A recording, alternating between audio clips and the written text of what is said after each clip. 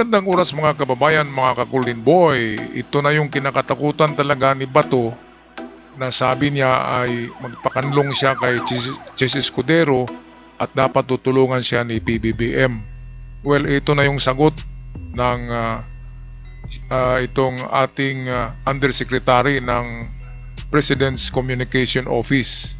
Okay, parang spokeswoman ito pero hindi siya spokeswoman ng palasyo. Siya talaga ay na-assign lamang dyan sa PCO, ang President's Communication Office. Okay, pero ito'y napakagaling na attorney ito kasi ito'y cum laude. Sa hindi nakakaalam, cum laude ito sa University of Santo Tomas sa Manila. Kaya napakagaling cum laude eh. Si Digong nagiging cum laude ba yan? Si Harry Roque nagiging cum laude ba yan? Ay nako. Kaya ito atin panoorin ang interview kay Yusek Claire Castro ng taga Teleradio Serbesyo. Narito ang video atin panoorin. Ang follow-up lang dun kay Senator Bato, ano po yung nakikita natin na scenario once na nirelease na rin yung arrest warrant against kay Senator Bato de la Rosa? Pareho din po ba yung assistance na ibibigay ng government? Sa Interpol? Pareho pa rin po. Hindi po kasi tayo pwedeng mamili. Nako. Kung ito po ay ginawa po at nakipag-coordinate, makipagtulungan tayo talaga sa Interpol dahil ang dating Pangulo po ang subject po ng warrant of arrest, hindi po tayo pwedeng mamili. Wala pong pwedeng special treatment. So kung mangyayari po to sa iba pang mga suspect na may warrant of arrest, basta valid po yung warrant of arrest at ito po ay na-course through the Interpol, gagawin pa rin po natin kung ano po yung dapat gawin ng gobyerno. Nako, kaya kayong mga kasama dyan ni Bato na mga accessories to the tinatawag na war crimes, make that war on drugs na sinasabi na yan, war on drugs. Wala namang mga baril yung mga binaril nyo. Hindi yun war. Kundi talagang killing ang tawag doon ay itong talagang mass murder ang tawag. Kasi walang mga baril eh. Kapag sinasabi mo na war on drugs, ibig sabihin parang mga kartel sa Mexico. Yung mga kartel sa Mexico ay meron talagang mga high-powered firearms na kayang makipagbarilan sa mga pulis. Kaya hindi matalo-talo doon sa Mexico ang mga drug cartel kasi armado sila eh, may private army talaga sila. Yung pinagbabaril nyo, mga busabos lang, mga pedicab driver, mga walang mga tsinelas, ang dumi-dumi, mga squatters, di ba? Pinagtatadyakan nyo ang mga pintuan and then wala nang binabasa na Miranda rights, baril na lang. So hindi war on drugs ang ginagawa nitong administrasyon ni Digong noong 2016-2022. Karumal-dumal na genocide, mass murder. Kaya karapat-dapat madala sa ICC. Kaya ito sabi ni Claire de Castro ay walang special treatment. Pareho lahat. Kaya maganda-handa na ang mga kasama ni Bato dyan. Kasi talaga kayong lahat dyan ay mananagot kayo talaga. Hindi pwedeng hindi mananagot ang mga malalaking ranggo at yung mga talagang bumaril. Kasama yun. Kaya ngayon pa lang ay magdalaw-dalaw na kayo sa inyong mga mahal sa buhay, sa mga magulang nyo, sa mga kapatid, sa kaibigan. Magdalaw-dalaw na kayo, magkapi-kapi na. Kasi ilang buwan galing ngayon ay darating ng inyong warrant of arrest at hindi kayo kakatigan ng palasyo. Dahil ito, sinabi dito ni Claire de Castro na ganun pa rin ang mangyari sa mga susunod na arestuhin. Walang kinikilingan, padala sa ICC. Balik tayo dito sa interview.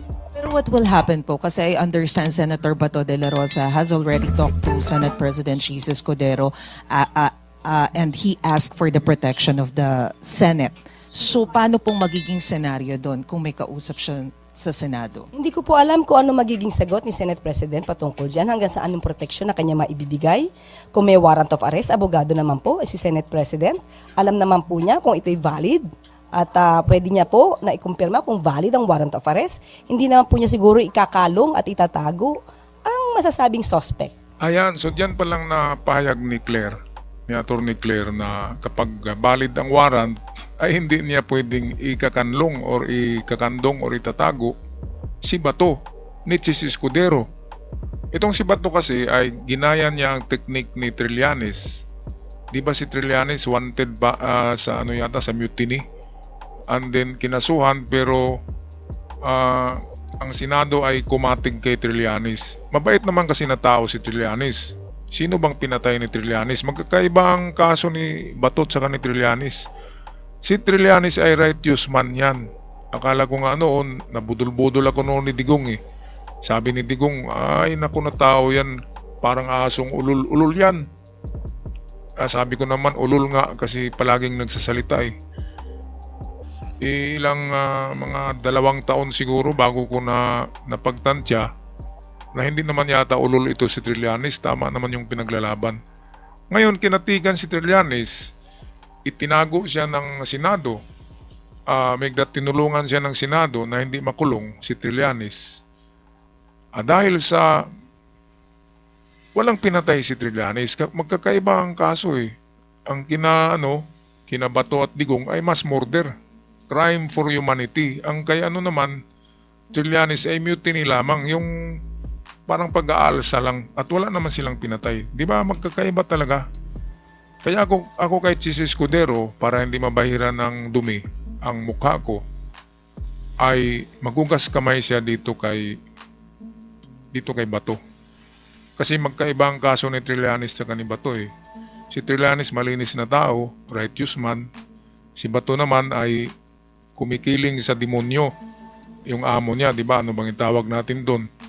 Ano ba itatawag mo sa pumatay ng napakaraming tao? Anghel ba yan? O kaya yan. Sa tingin ko, wala pa akong pinipredict na nagkamali eh. Noon pinipredict ko na manalo si Trump. Maraming nagbas sa akin. Sabi nila, bakit manalo yan? Tinitingnan ko na eh. Ang mga survey, ang popularity, nanalo talaga si Trump. Pagpalabas ko ng video, 1 araw bago ang halalan, sabi ng nagbas sa akin marami na bakit ko daw alam. Diyan nga pinipredict nga natin eh. Kaya dito prediction ko, di ba sabi ko noon, prediction ko rin kay Digong na pagbalik niyan, makulong na yan. O pagbalik nga niya sa Pilipinas, nandiyan na. So sabi ko nga, merong puting diwindi na bumubulong sa atin, di ba? Kung yung Maharlika Boljakera na palaging nagmumura din katulad ni Digong na binabayaran ng China, meron daw siyang puting ahas eh. Hindi naman nagsalita yung puting ahas at ang ahas nangangagat yan, ahas nga eh. Mabuti pa meron kang puting diwindi, puting kapre, di ba? Puting multo, ganyan, kasi pwedeng magsalita yan. Okay, so eto, wala na talagang kawala si Bato de la Rosa dito. Kaya sabi ng iba ay, Bato, maghanap ka na ng kuweba. Yung kuweba na gawa sa bato para hindi guguho, di ba? At magtago ka na sa mga bato. Yan kasi yung apelyido na nagdala pala ng malas na apelyido yan, Bato. Ay, naku Bato, sabi nga ni Claire, kala ko nga, Bato ka. Okay, patuloy tayo dito sa interview kay Claire ng taga Teleradio Serbesyo. Sa isang international criminal court. Last na lang po. Yesterday, Senator Bato de la Rosa mentioned that clearly it was a demolition job against him.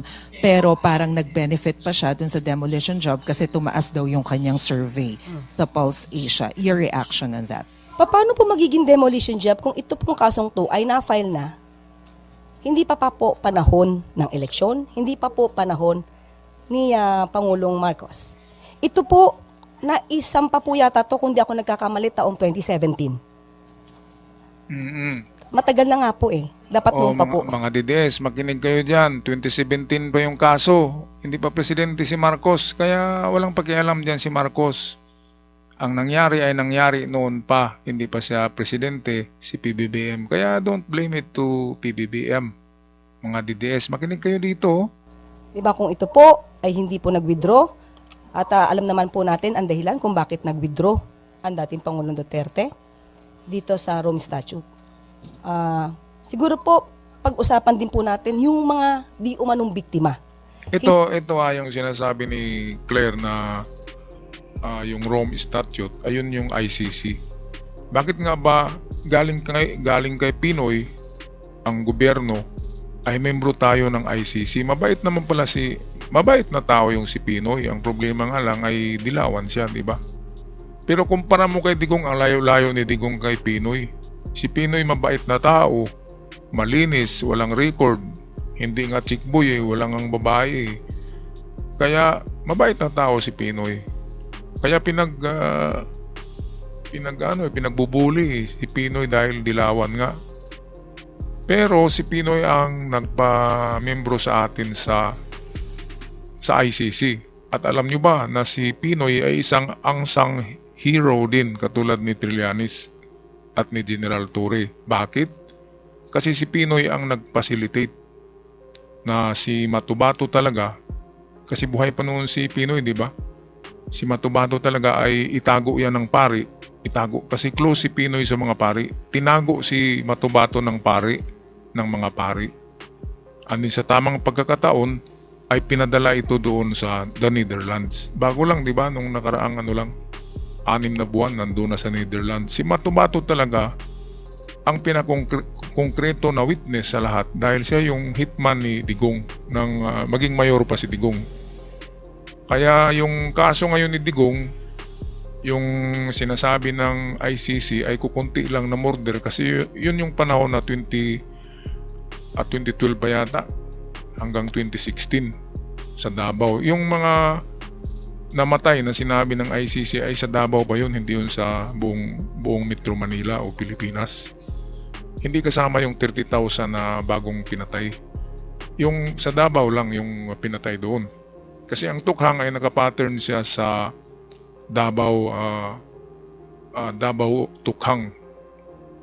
Parang pinalaki nationwide na, from Davao isang syudad lang tinukhang, andi nagiging nationwide tukhang. Grabe, ano bang klaseng mga tao yan na maligayahan sila kapag maraming namatay. So hindi ito lalang ng Diyos, di ba? Baka na lang ito ng taga-kabila na klaseng mga tao. Tayo nga, makapatay tayo ng aso ng kapitbahay ay magilty na tayo eh.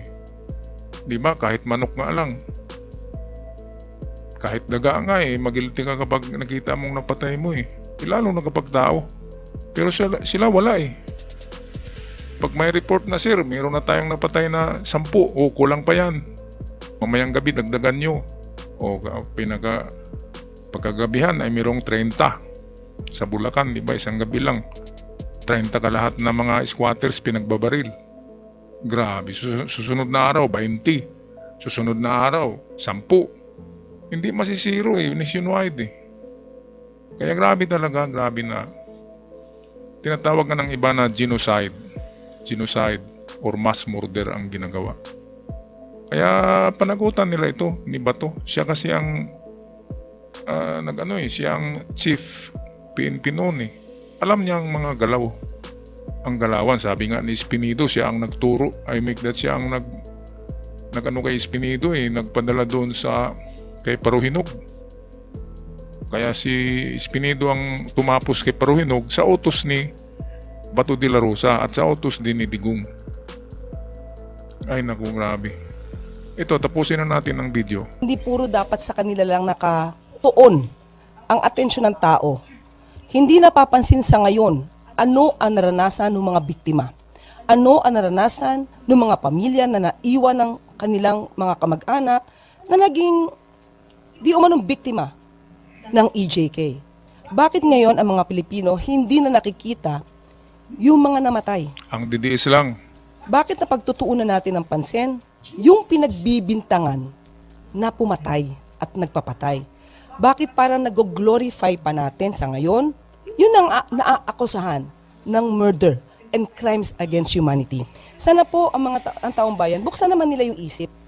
Tingnan po nila, ano ang naramdaman ng mga tao, ng pamilya na naging biktima ng EJK. Yan din yung palagi kong sinasabi, di ba mga kababayan? Ang ano kasi natin dito kay Digong, okay na sana yung maging presidente siya, wag lang pumatay ng napakarami. Siguro kung 5 lang, pwede mapatawad pa natin yun, pero 30,000 mahigit eh. Sa panahon lang yun ng nung pag-upo niyang presidente, iba pa yung nasa Davao na nasa 40 mahigit. na pinatukang din niya sa kanyang, kaya nga yung word na DDS, dapat nga kayong mga DDS, huwag kayong pumayag na tawagin kayo na DDS. Tawagin lang kayo na digong, di ba? Ang DDS meaning niyan ay digong death squad. Duterte death squad yan, kaya DDS. Death squad ba kayo? Pumapatay din ba kayo? Ay kung ganun, ay kalahi kayo ni Digong. Huwag kayong ganyan mga DDS. Alam kong may mga professional dyan na DDS. Dapat palitan nyo yung pangalan nyo kasi ang DDS ay Duterte Death Squad talaga ang kahulugan yan. Okay, kaya sabi dito ni Claire ay yung mass murderer pa ang tinitingnan natin eh. Nakalimutan kasi ng mga DDS, ayaw ipasok ng mga DDS sa kanilang utak ang maraming pinaslang noong tukhang. Yan lang naman talaga ang issue sa ICC. Hindi kasama dyan ang politika sa ICC. Yung mass murder talaga. Yun talaga ang kasalanan ni Digong, kaya nakulong siya dyan. Hindi yung pinakulong siya ni PBBM, malayo yun sa katotohanan. Kasi 2016 pa may kaso na si Digong sa ICC. Crime for Humanity. Totoo yan, mga ka-DDS, mga kababayan. Kaya kayong mga DDS dyan na nakikinig, ay magbago na kayo. Huwag na kayong kumiling sa mass murderer. Diba? Ipag-uupo ang mga yan, baka babalik na naman yung tukhang para sa personal nila na interes. Ang tutukhangin ay kalaban sa politika eh. Tsaka kalaban sa grand enterprise ng The Mafia Boys. Alam nyo ba ang The Mafia Boys? Alamin nyo, di ba? Pinakamalaking isda diyan sa Mafia Boys, galing ng China, ay Michael Yang. Yun daw yung advisor ni Digong eh. Paano magiging advisor ang isang membro ng napakalaking enterprise sa China na illegal, di ba? Yung COVID nga, sinong yumaman? Si Michael Yang pa rin. Dahil sa Pharmally issue, yung about mga vaccine na yan, na puro tubig ang laman.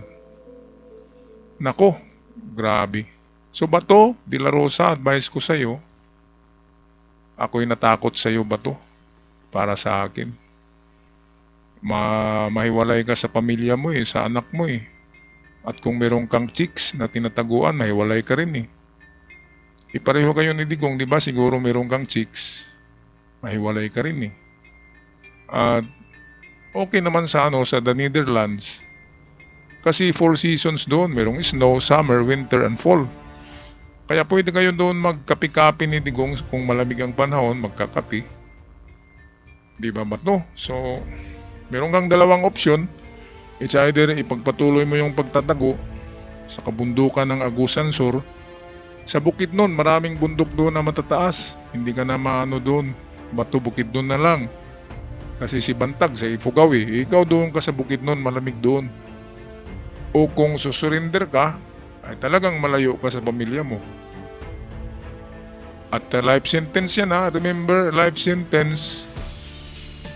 Kaya tinatawag na people deprived of liberty. People deprived of liberty or person. PDL. Wala nang liberty. Kapag nakulong ka, yun ang nawala sa'yo, yung liberty lang. Pero yung buhay, nandyan pa. Kaya people deprived of liberty ang mga priso. Matanggap mo ba yan, Bato? Alam ko, iiyak ka eh. Kaya wag ka nang manood ng mga YouTube. Baka mapanood mo ba tong video ko eh. Baka iiyak ka. Pero ipagdasal din kita na ma-comfort ng Diyos ang iyong isip. Kapag kasi na-accept mo yan at na-comfort ka ng Diyos, ay hindi ka magsisisi. Magsisisi ka man sa kabutihan, hindi sa masamang ginagawa. Ang masamang ginagawa mo ay magiging mabuti sa iyong pagsisisi. At baka tanggapin kayo ng Diyos sa katapusan ng mundo sa paghuhukom. Alright, ako'y magpaalam ng mga kababayan. Huwag kalimutan pindutin ang subscribe button para palagi kayong updated sa mga bago pa lamang. At sa aking mga avid followers, maraming salamat. Hanggang sa muli. Paalam!